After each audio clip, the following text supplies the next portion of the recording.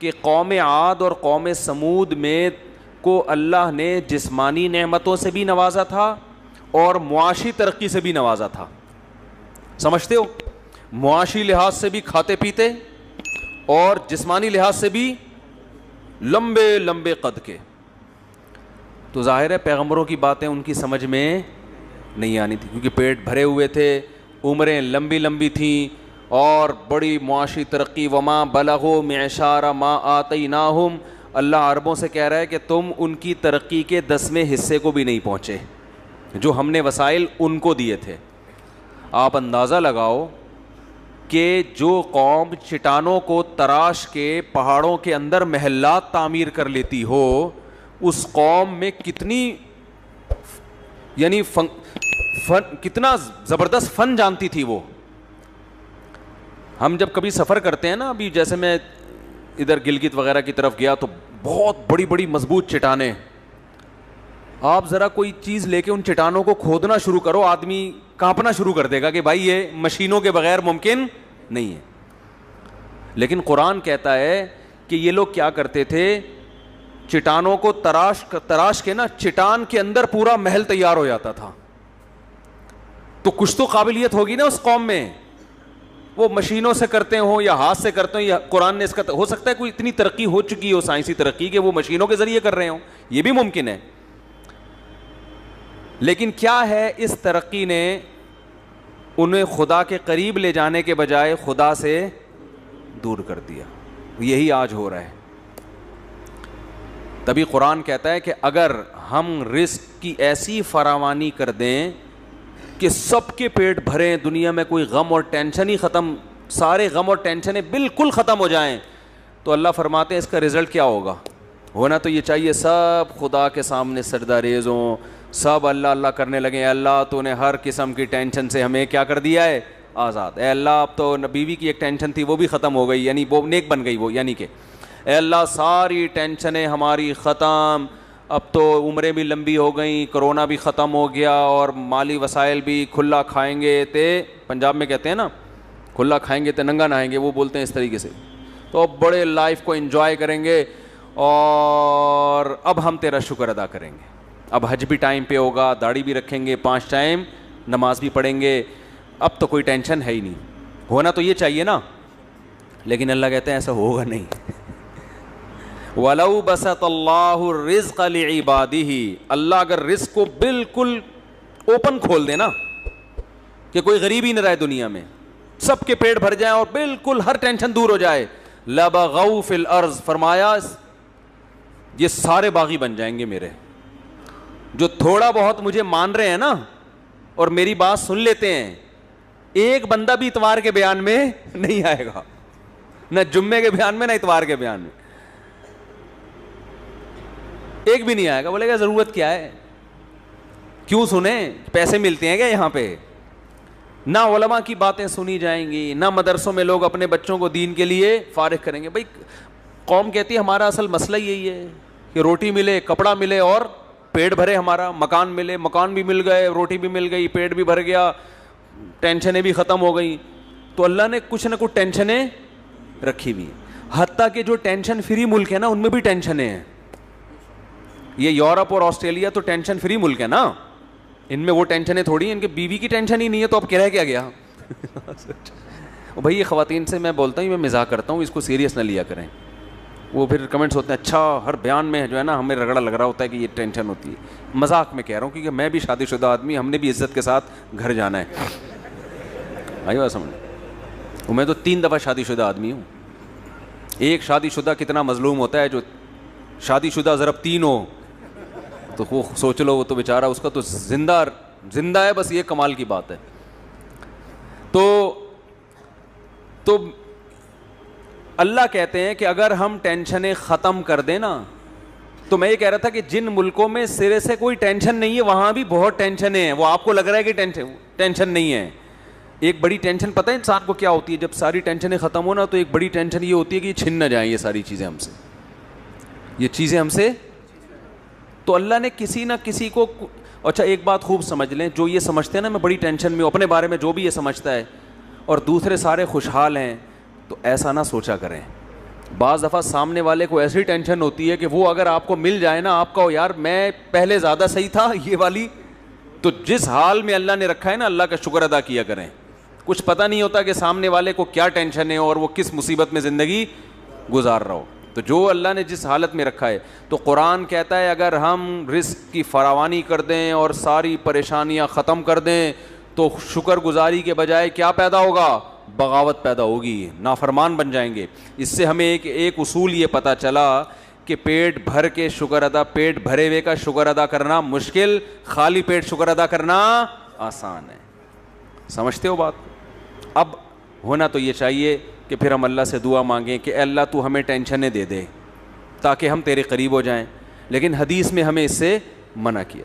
اللہ سے یہ دعا مانگو, اے اللہ تو نے خود قرآن میں کہا ہے قلیل من عبادی الشکور, کچھ بندے میرے ایسے ہوتے ہیں کہ جن کو نعمتیں ملتی ہیں پھر بھی وہ دین پہ قائم رہتے ہیں. ہوتے ہیں لیکن مارکیٹ میں ایسے لوگ کیا ہیں؟ تھوڑے ہیں, بہت کم ہوتے ہیں. زیادہ تر تو پریشان حال ہی دین کی طرف آتا ہے. لیکن اے اللہ تو نے خود قرآن میں کہا ہے کہ 100% لوگ کبھی بھی خراب نہیں ہوتے, کچھ ایسے بھی ہوتے ہیں. اور اللہ نے یہ داؤد علیہ السلام کو کہا کیونکہ داؤد علیہ السلام کی زندگی ٹینشن فری. داؤد علیہ السلام نے میدان جنگ میں جالوت کو قتل کیا نا, بڑی بہادری دکھائی, تو ٹینشن میں زندگی گزاری. ظاہر ہے انہوں نے ٹریننگ کی, جہاد کی, میدان جنگ میں جان ہتھیلی پر رکھ کر لڑے. تو اللہ کو آپ پر اتنا پیار آیا کہ اللہ نے آپ کو نبوت بھی دے دی اور بادشاہ بھی بنا دی اللہ نے آپ. اس کے بعد داؤد علیہ السلام کی ٹینشنیں کیا ہو گئیں؟ دولت کی ریل پیل اور حکومت, خلافت. تو قرآن کہتا ہے اے داؤد اللہ کا اب آپ نے شکر ادا کرنا ہے, ناشکری نہیں کرنی. ایسا نہ ہو کہ اب آپ کا لائف اسٹائل ہی چینج ہو جائے. پہلے آپ عبادت گزار تھے, دن میں روزے رکھتے تھے, رات کو تہجد پڑھتے تھے.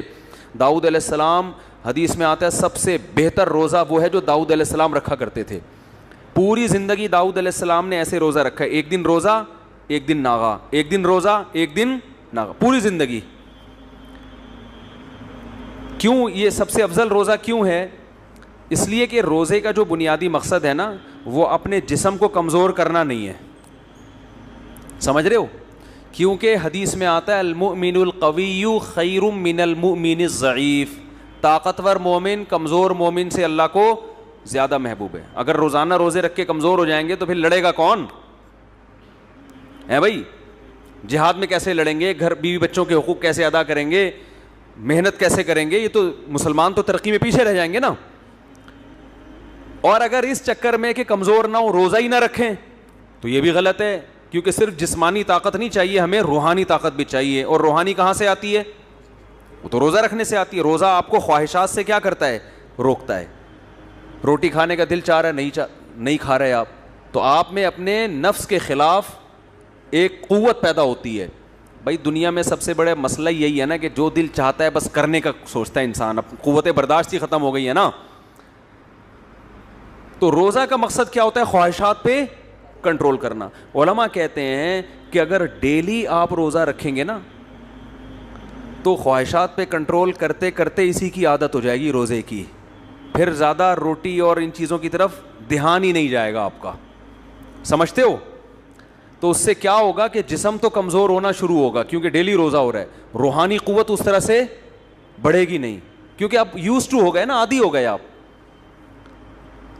تو وہ کہتے ہیں ایک دن چھوڑ کے روزہ رکھنے میں کیا ہوتا ہے کہ عادت پڑتی نہیں ہے روزے کی, جسم بھی کمزور نہیں ہوتا کیونکہ آج نہیں کھایا تو کل کھاؤ گے آپ, باڈی صحیح سیٹ رہتی ہے. لیکن ٹینشن اتنی ہوتی ہے نا کہ روزے کی عادت پڑتی نہیں ہے آپ کو. ایک دن رکھا ایک دن چھوڑ دیا, پھر دوبارہ رکھنا بڑا مشکل ہوتا ہے. بھائی رمضان میں ہم کنٹینیو رکھ لیتے ہیں نا, عادت 10-15 دن کے بعد تو ایسے عادت پڑتی ہے پتہ ہی نہیں چل رہا ہوتا. لیکن ایک دن رکھنا, پھر ایک دن چھوڑنا, پھر اگلے دن رکھنا, پھر اگلے دن, روٹین میں نہیں آتی یہ چیز. جو چیز روٹین میں نہیں ہوتی اس کا کرنا بہت مشکل ہوتا ہے. تو اس لیے حدیث میں آتا ہے سب سے افضل روزہ کون سا تھا؟ داؤد علیہ السلام. ایک دن روزہ ایک, اور آپ کر کے دیکھیں آدمی ہل جاتا ہے, وہ نہیں ہوتا, اس سے عادت ہی نہیں پڑتی نا اس کی. تو کیسے اللہ کی عبادت کرتے تھے؟ تو اللہ نے قرآن میں داؤد علیہ السلام سے کیا فرمایا؟ اعملوا آل داؤد شکرا. داؤد اور آپ کی آل, آپ کا خاندان, کیونکہ داؤد علیہ السلام کو جب حکومت ملی تو خاندان بھی غریبی میں فائدہ اٹھاتا ہے نا اس سے, ان کی بھی عزت ہوتی ہے, بھائی شاہی خاندان کے لوگ ہیں. تو اللہ کہہ رہا ہے کہ اے داؤد آپ نے اللہ کا شکر ادا کرنا ہے, ان نعمتوں میں پڑھ کے اللہ سے غافل نہیں ہونا. آگے اللہ نے کیا فرمایا, قلیل من عبادی الشکور, میرے بندوں میں بہت تھوڑے شکر گزار ہوتے ہیں. خالی پیٹ رہ کے مسائل میں گھرے ہوئے تو بہت ہیں جو مجھے یاد کرتے ہیں, خوش و خرم زندگی گزار کے بھی مجھے یاد کریں, ایسے بندے مارکیٹ میں کیا ہیں, شارٹ ہیں. تو اللہ سے یہ دعا نہیں کرنی چاہیے کہ اللہ تو ہمیں ٹینشنیں دے تاکہ ہم تجھے بھولیں نہیں. یہ دعا کرنی چاہیے, اے اللہ تو ہمیں داؤد علیہ السلام کی طرح نعمتوں میں ڈبو دے ہمیں, اور پھر ہمیں شکر کی توفیق بھی بولو عطا کر.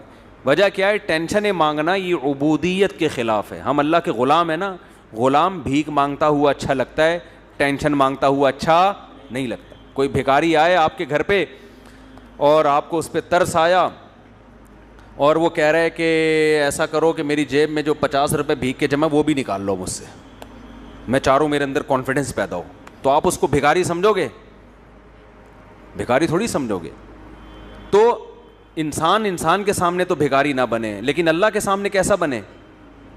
اللہ کے سامنے بھائی ہم تو بھکاری ہیں, ہماری کیا حیثیت ہے. حضرت ایوب علیہ السلام پر سونے کی ٹڈیوں کی بارش ہوئی ہے, حدیث میں آتا ہے سونے کی ٹڈیاں. حالانکہ اللہ نے ایوب علیہ السلام کو جب شفا دی نا تو بہت مال سے نوازا, ان کے اہل و عیال بھی لوٹا دیے, مال بھی دے دیا اللہ نے ان کو. تو اب سونے کی ٹڈیاں برس رہی ہیں. حضرت ایوب علیہ السلام نے ساری ٹڈیوں کو جمع کر رہے ہیں جھولی میں نا, ایک بھی نہیں چھوڑوں گا میں, اس کو بیچوں گا مارکیٹ میں جا کے, یا اس سے درم بناؤں گا, دینار بناؤں گا. اللہ نے حضرت ایوب سے کہا کہ ایوب ہم نے تو آپ کو مستغنی کر دیا, اس سے اتنی دولت دے دی, اب آپ ایسے جمع کر رہے ہیں. تو انہوں نے فرمایا اللہ میں تیری رحمت سے مستغنی نہیں ہوں. کوئی اور یہ بھیک دے رہا ہوتا نا, نہیں ہے بھائی, رکھا اپنے پاس. جیسے سلیمان علیہ السلام سے ملکہ سبا نے کہا نا کہ یہ ہدیے ودیے لے لو اور اب چپ کر کے بیٹھ جائیں, مجھے دوبارہ تبلیغ نہ کرنا. سلیمان علیہ السلام نے سارے گفٹ واپس کیے ہیں, کیونکہ انسان کی طرف سے آئے تھے نا. بادشاہ کو گفٹ مل رہا ہے ایک بادشاہ کی طرف سے بطور رشوت کے. ملکہ سبا کہنا چاہ رہی ہے کہ آپ دوبارہ مجھے تبلیغ کی کوشش نہ کریں, پیسے چاہیے یہ لیں, ٹھیک ہے نا. بے یار کیا ہو گیا, آپ لوگ یہاں کچھ ایسے دیکھ رہے ہوتے ہیں جیسے انہوں نے کبھی سلیمان علیہ السلام کا واقعہ سنا ہی نہیں. سلیمان علیہ السلام نے ملکہ, جلدی سے بتا رہا ہوں تاکہ بیان بس بہت لمبا ہو گیا, ختم کر رہا ہوں بیان. سلیمان علیہ السلام نے ملکہ سبا کو خط لکھا, ہدہد نے آ کے بتایا اتنی بڑی حکومت ہے, سورج کو سجدہ کرتی ہے. سلیمان علیہ السلام نے ملکہ سبا کو ہدہد کے ذریعے خط بھیجا, اللہ تعالی علیہ واتونی مسلمین. ان شارٹ بات کہ بسم اللہ الرحمن الرحیم, اس اللہ کے نام سے جو بڑا مہربان نہایت رحم کرنے والا ہے. انہو من سلیمان, سلیمان کی طرف سے یہ خط ہے. اللہ تعالی علیہ, سرکشی مت کرو, واتونی مسلمین, بندی بن کے چلی آؤ. وہ ایک دم ڈر گئی, بھائی یہ کون سا انداز ہے بھائی, یہ تو بہت ہی کوئی پاورفل بادشاہ ہو تو اس اسٹائل میں بات کرے گا نا. بھائی کمزور آدمی تو پوری کتاب لکھ کے بھیجے گا, پھر ایکچولی کہے گا ایکچولی میں آپ سے یہ کہنا چاہتا تھا. ایکچولی جیسے ہم امریکہ سے جب بات کرتے ہیں تو ہم کیسے بات کریں گے, سر پلیز آپ دیکھیے تھوڑا سا بجٹ ہمارے لیے بھی کچھ رکھیں, ایکچولی ہمارے یہاں غربت بہت ہے, ہم بڑی لمبی چوڑی بات کریں گے نا. لیکن انسان کا پاور ہوتی ہے پھر اس کا اسٹائل کیا ہوتا ہے, چینج ہوتا ہے. جیسے وہ ایک آدمی نے کسی کو چاقو دکھایا کہ تیری جیب میں جو کچھ ہے نکال لے, اس نے بندوق نکال لی. اب کچھ کہنے کی ضرورت نہیں ہے, مطلب اب تیری جیب میں جو کچھ ہے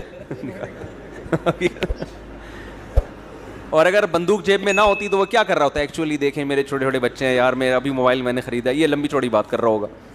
تو سلیمان علیہ السلام چونکہ پاورفل تھے تو ملکہ سبا بھی پاورفل تھی, لیکن سلیمان علیہ السلام جتنی نہیں تھی. سلیمان علیہ السلام نے لیٹر بھیجا, اللہ تعالی علیہ, سرکشی مت کرو, وہ اتونی, آ جاؤ, مسلمین, فرما بردار بن کے. تمیز سے باقی ڈسکس ہم کھانے پہ کریں گے, ڈنر پہ ہم بات چیت کریں گے کہ میں نے آپ کو بلایا کس سلسلے میں ہے, ٹھیک ہے نا. تو وہ سلسلہ یہ ہے کہ آپ سورج کی عبادت چھوڑ دو, توحید پہ آ جاؤ. مجھے اللہ نے پیغمبر بنا کے بھیجا ہے اسی کام کے لیے, اسی سلسلے میں نے آپ کو بلایا تھا, سمجھتے ہو. تو ملکہ سبا کو اندازہ ہوا کہ بھائی یہ تو بڑا عجیب انداز ہے ان کا.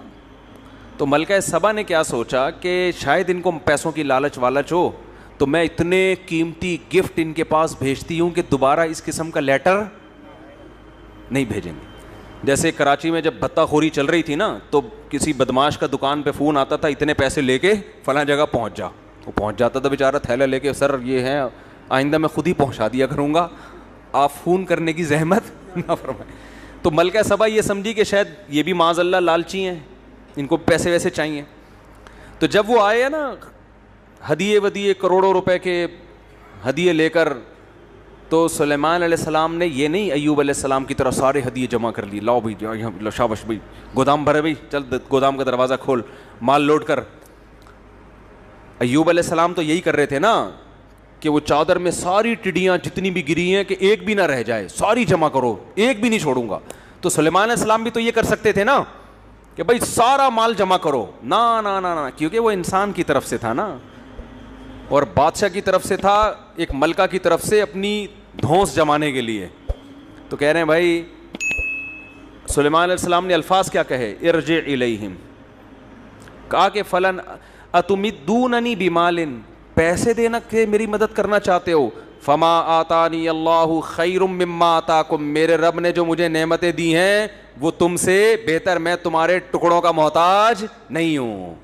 دیکھو انسان جب انسان سے بات کرے تو اس اسٹائل میں بات کرے, بڑوں سے نہ شروع کر دیں, ابا سے کہیں ابا آپ کو پیسے دے رہے ہیں, ابا میں آپ کے ٹکڑوں کا, چھوٹوں کی اپنے جیسوں سے.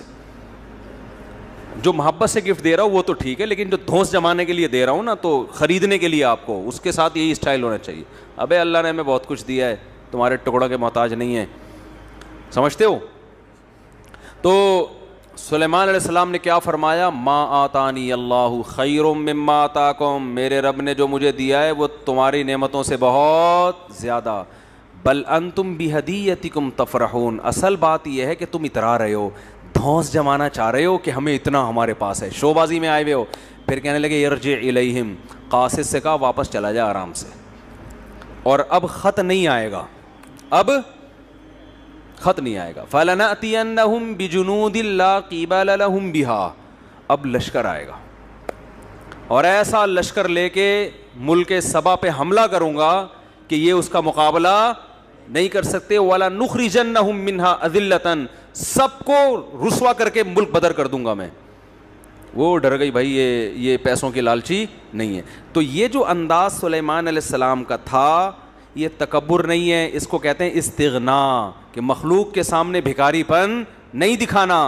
اور ایوب علیہ السلام کو ٹڈیاں جو دے رہی تھی ملکہ سبا نہیں دے رہی تھی, وہ کون دے رہا تھا, وہ آسمان سے گر رہی تھی اللہ کی طرف سے, تو ساری جمع کر رہے ہیں. تو اللہ نے کہا کہ اے ایوب کیا ہم نے آپ کو مستغنی نہیں کر دیا, ہم نے تو بہت دولت دی آپ کو. تو ایوب علیہ السلام نے کہا اے اللہ میں تیری رحمت سے مستغنی نہیں ہوں, جتنا دے میں بھکاری ہوں. اب بھکاری کو آپ پیسے نکال کے دیتا رہو نا, 6 مہینے کھڑا رہے گا, جائے گا نہیں وہاں سے, بلکہ جتنا دو گے نا کہے گا اور دے دو. تو اللہ کو مخلوق, ہم سب فقیر ہیں اللہ کے در کے, تو اللہ کے سامنے یہ کہ میں کیا بھائی, جو کچھ دیا اللہ نہیں دیا تمہیں تو اور دے دو. موسیٰ علیہ السلام نے بھی یہی موسیٰ علیہ السلام کے ساتھ بھی ہوا. موسیٰ علیہ السلام نے جب 2 بچیوں کو پانی پلایا کنویں پہ, مسافر تھے, کوئی قسم پرسی کی حالت میں تھے, نہ کوئی ٹھکانہ ہے, نہ کھانے کا انتظام, نہ کوئی ملازمت. تو 2 لڑکیوں کو پانی پلایا, تو اب ان کے دل میں خیال ہوا کہ اگر ان میں تھوڑی سی حیا ہوئی, غیرت ہوئی, تو ہو سکتا ہے یہ اپنے والد سے بتائیں اور والد مجھے اس کی اجرت دے دیں, پیسے دے دیں. بہت اہم ٹیکنیکل پوائنٹ ہے, اس کو سمجھیں کہ ہو سکتا ہے ان کے ابا میرے لیے کوئی پیسوں کا اجرت دے دینا کہ تم نے میری بیٹیوں کی خدمت کی ہے. امکان تھا نا.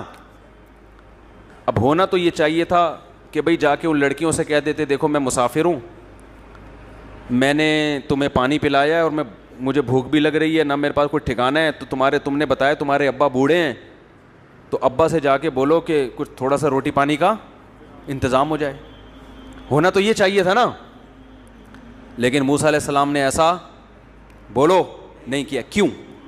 اس لیے کہ اس سے یہ میسج جاتا کہ لیبل خدمت کا ہے مگر اس کے پیچھے اپنا مفاد ہے.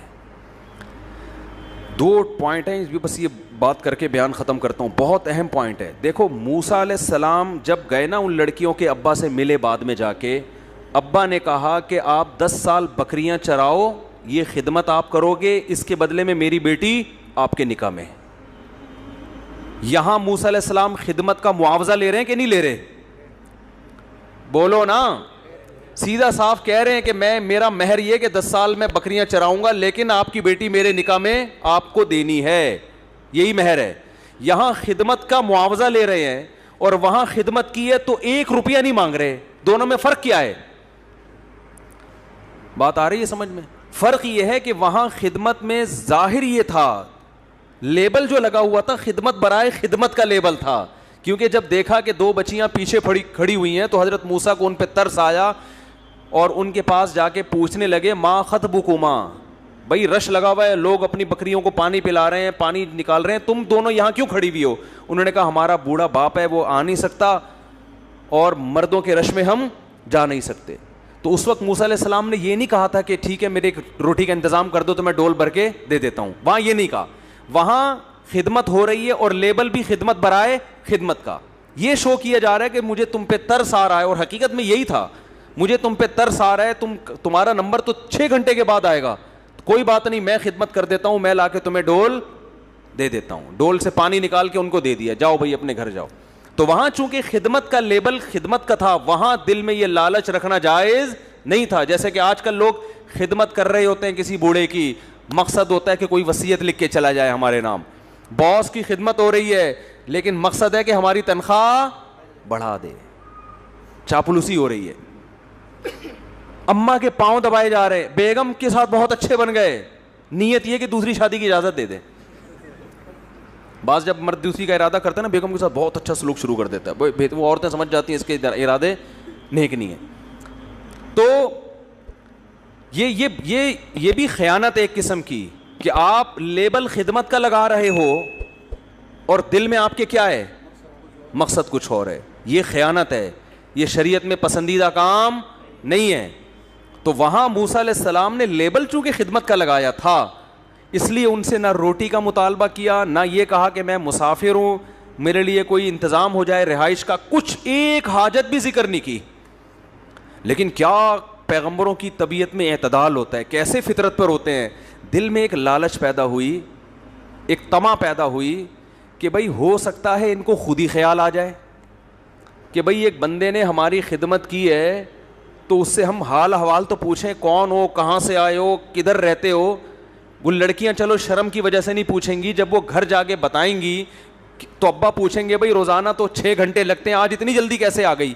تو ابا کو بتائیں گی ایک نوجوان نے خدمت کی ہے, تو ہو سکتا ہے ابا کے دل میں خیال آئے کہ بھائی اس نوجوان کو بلاؤ, اس کا انٹرویو لینا ہے ہم نے, یا اس کو کچھ پیسے دینے ہیں.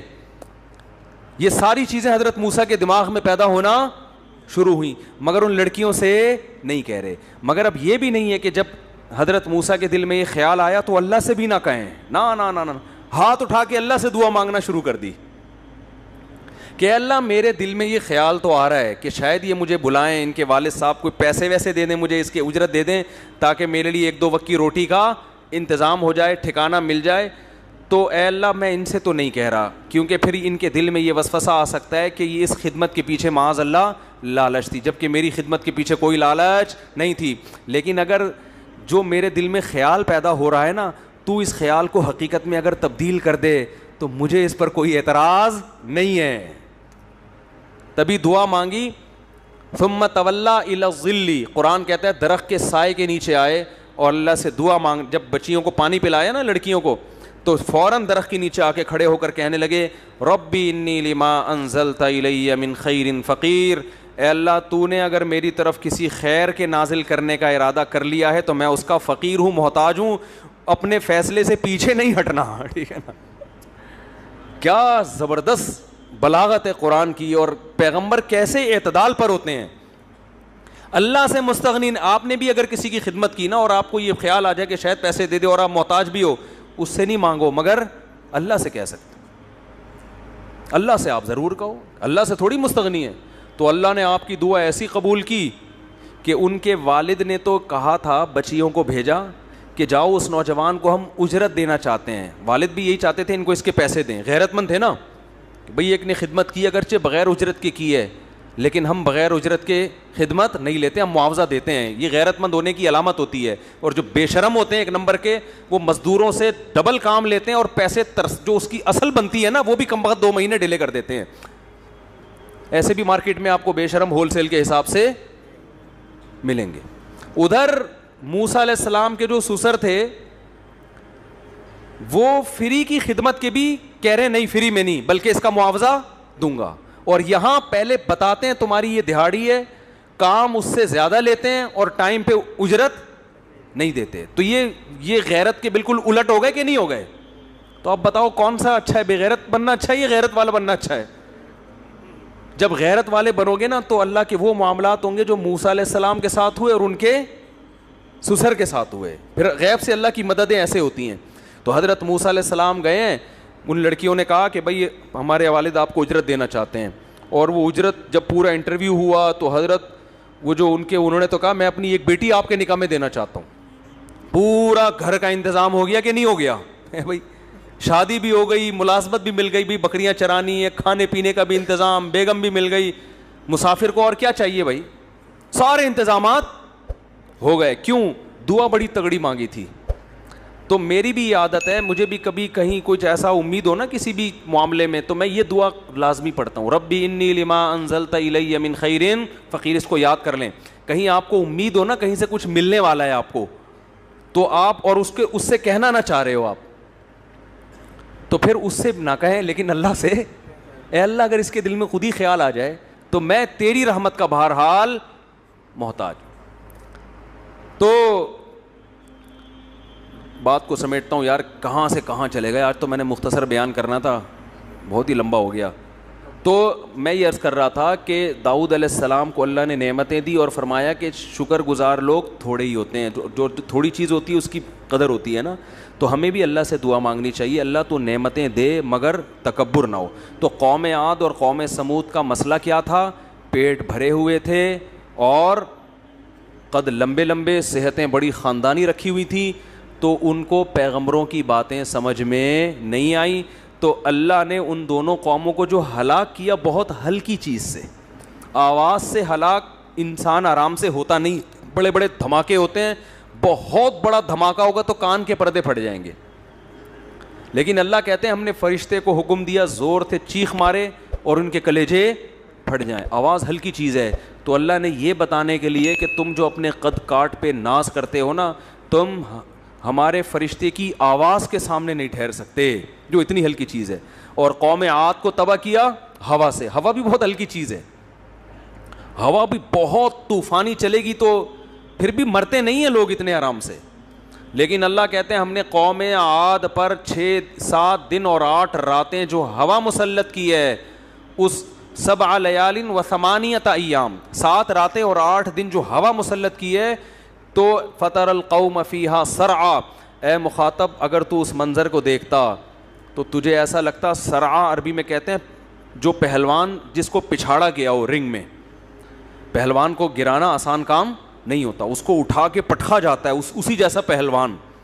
تو اللہ کہتے ہیں تو اس قوم کو اگر اس منظر کو دیکھتا نا, 8ویں دن جو ان کی حالت ہوئی ہے, 8ویں دن کا جب سورج غروب ہوا ہے, تو اے مخاطب اگر تو وہاں کھڑے ہو کر اس قوم کو دیکھتا, پہلوان ہیں جن کو اٹھا کے پٹخا دکھ گیا ہے. کأنہم اعجاز نخل خاویہ, جیسے کھجور کے درخت ہوتے ہیں نا, باغات ہوتے ہیں, اور ان کو جڑوں سے کاٹ دیا جائے تو تنے کیسے زمین پہ گرے ہوئے ہوتے ہیں, ایسے بڑے بڑے قداور لوگ زمین پر پڑے ہوئے تھے. تو اللہ نے بتا دیا کہ انسان پہ تکبر زیب نہیں دیتا, کوئی اوقات نہیں. ہوا ہمارا بیڑا غرق کر سکتی ہے, پانی بیڑا غرق, پتنگوں کی طرح پانی میں بہتے ہیں لوگ. تو اس لیے بھائی یہ روڈ لائنر بننے کی بالکل بھی ضرورت نہیں ہے, اور زبان سے بھی کبھی ایسے جملے نہ نکالا کرو. تو جب تک تواضع نہیں ہوگی انسان اللہ کو نہیں مانتا, حقوق بھی ادا نہیں کرتا. جو لوگ عورت پہ ظلم کرتے ہیں نا گھر میں بیوی پہ, کیوں؟ اس لیے کہ ان کو کمزور ہوتی ہے. اکثر میں نے جو عورتوں پہ ظلم کے کیس آئے ہیں نا, یہ وہ آئے ہیں جہاں لڑکی کے بھائی اسٹرانگ نہ ہو, لڑکی کا باپ مضبوط نہ ہو. آپ کسی مضبوط آدمی کی بیٹی سے شادی کرو, پھر ظلم کر کے دیکھو, نہیں کرتے, بڑے تمیز سے حقوق ادا کر رہے. میرے پاس تو ہر طرح کے کیس آتے ہیں نا. عورتوں پہ ظلم کے جو کیس میرے پاس آتے ہیں ان میں 99% وہ عورتیں جن کے شوہر ظلم کر رہے ہوتے ہیں, جن کے پیچھے مضبوط بھائیوں کی یا مضبوط باپ کی سپورٹ نہیں ہوتی. مولانا اشرف علی تھانوی رحمۃ اللہ نے تو یہاں تک لکھا ہے کہ لڑکی کے بھائی اور باپ ہوتے ہیں نا تو پھر شوہر حقوق ادا کرتا ہے. اس زمانے میں اللہ کے خوف سے حقوق ادا کرنے والے بہت تھوڑے ہیں. ایک صاحب آئے میرے پاس, جب متحدہ کا بڑا زور تھا نا ایک زمانے میں, کراچی میں متحدہ, وہی ہر جگہ متحدہ, تو وہ اپنی بیگم کے کس واقعہ سنا رہا ہے, یار یہ میرے کیا ہے, یوں کیا ہوا ہے, خودکشی کرتی ہے, پتہ نہیں کیا کیا, بہت ہی زیادہ جب ظلم کی داستان. تو میں نے کہا یار اگر واقعی ایسا ہے, مجھے نہیں پتا حقیقت میں ایسا ہے یا نہیں, تو پھر تو علیحدگی اختیار کر لینی چاہیے. اس نے کہا متحدہ کا, لڑکی کے بھائی متحدہ کے ہیں, 90 پہ بیٹھتے ہیں. میں نے صبر کرو بھائی. لڑکی کے بھائی, اس نے کہا کہاں کے ہیں, 90 میں اٹھنا بیٹھنا ہے. میں نے کہا پھر صبر کے علاوہ کوئی آپشن. تو عورت مضبوط ہے تو میاں کا جنازہ نکال دیتی ہے, آدمی مضبوط ہے تو بیوی کو لفٹ ہی نہیں کراتا. تو یہ چل رہا ہے, 99% ایسا ہی ہو رہا ہے. عزت دار آدمی وہ ہے کہ جس کے ہاتھ میں عورت کمزور ہو مگر وہ خدا کے خوف سے اس کا حق ادا کرے. اور یہ جب ہے جب آپ میں تکبر نہیں ہوگا. آپ کہو گے بھائی اس کو عورت اللہ نے بنایا, مجھے مرد اللہ نے بنایا, یہ میرا کمال نہیں ہے کہ میں اس کمزور پہ ظلم کروں. اور نہ صرف یہ کہ میرا کمال نہیں ہے بلکہ جس نے مجھے بھیک میں یہ نعمتیں دی ہیں وہ یہ نعمت چھین بھی سکتا ہے. میں نے اپنی زندگی میں بعض لوگوں کو دیکھا بڑا تکبر کیا کرتے تھے, ایسی بیماری ہوئی نا کہ روتے رہتے ہیں سارا دن اور استغفار کرتے ہیں کہ ہم نے ظلم کیا لوگوں کے اوپر.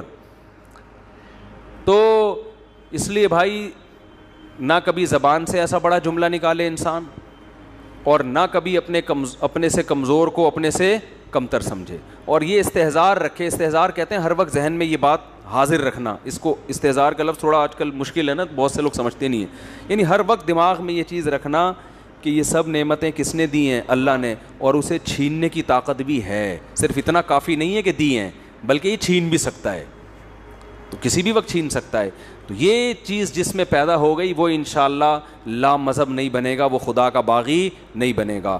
اور جس میں یہ صفت پیدا نہیں ہوئی وہ متکبر بنے گا, اور تعلیم یافتہ ہونے کے باوجود وہ خدا کے قریب جانے کے بجائے خدا سے دور ہوگا. اللہ تعالیٰ سمجھنے کی عمل کی توفیق عطا